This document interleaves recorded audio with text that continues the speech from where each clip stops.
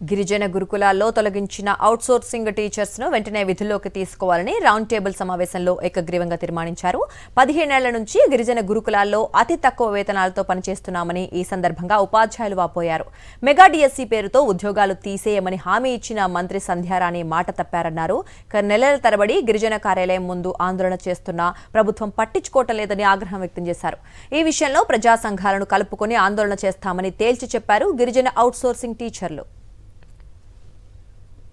మొన్న జూన్ 12 తర్వాత 1450 మంది మేము పనిచేస్తుంటే కేవలం 788 మందికి మాత్రమే రెన్యువల్ ఆర్డర్ ఇవ్వడం జరిగింది. మిగతా 668 మందిని ఈరోజు రెన్యువల్ ఆర్డర్ లేకుండా మమ్మల్ని అందరూ కూడా రోడ్డు మీద పడేయడం జరిగింది.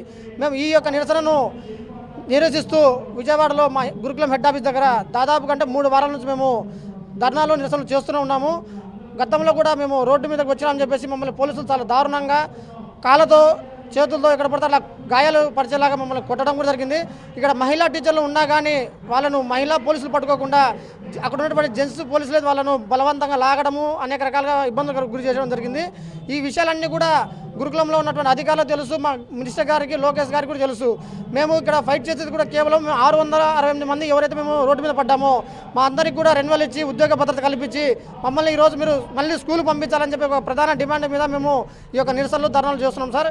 ఈరోజు కూడా ఇక్కడ యూటీఎఫ్ భవన్ దగ్గరికి మేము ఈ మా యొక్క సమస్యల గురించి మన విజయవాడలో మన స్టేట్లో ఉన్నటువంటి అన్ని సంఘ నాయకులను కలుపుకొని మా యొక్క నిరసనలను ఇంకా ఉధృతంగా చేయడానికి కూడా మేము అందరం కూడా రాష్ట్ర వ్యాప్తంగా మా యొక్క నిరసనలు తెలియజేయాలని చెప్పి వచ్చాము.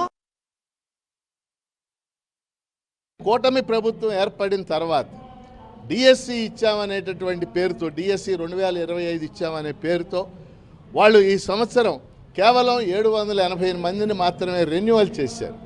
మిగిలిన 688 మంది వాళ్ళు బయట ఉండిపోయారు. సో ఈరోజు మనం చేస్తున్న డిమాండ్ ఏంటంటే ఈ 688 మంది అవుట్సోర్సింగ్ ఉపాధ్యాయులకు కూడా ఉద్యోగాలు ఇవ్వడానికి ఖాళీలు ఉన్నాయి.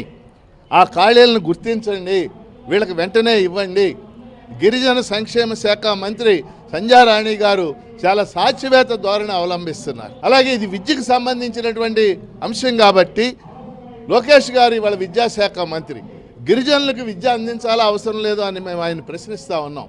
వెంటనే లోకేష్ గారు కూడా స్పందించి ఈ 688 మందిని వెంటనే రెన్యువల్ చేసి ఈ అవుట్సోర్సింగ్ ఉపాధ్యాయుల్ని వాళ్ళని సర్వీసులోకి పాఠాలు చెప్పడానికి తీసుకోవాలని ఈరోజు ఈ రౌండ్ టేబుల్ డిమాండ్ చేస్తూ ఉంది. మరిన్ని అప్డేట్స్ కోసం ఛానల్ను సబ్స్క్రైబ్ చేయండి. నోటిఫికేషన్స్ కోసం బెల్ ఐకాన్ పై క్లిక్ చేయండి.